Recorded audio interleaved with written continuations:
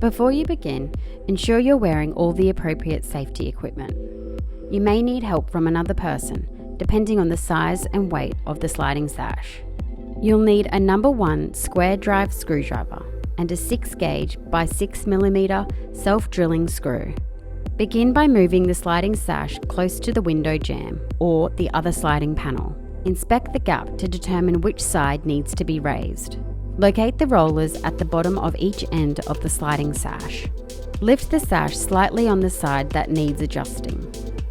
Adjust the roller to the desired position by tapping down on it with a screwdriver. Check the alignment of the sliding sash. Adjust the roller again if necessary. Secure the roller into position with a 6 gauge by 6mm self-drilling screw. The screw needs only to be finger tight to hold the roller into position. Don't over tighten it. Repeat with other sashes if required. Close and lock the window. You've now successfully adjusted a Bradnam's Essential Sliding Window.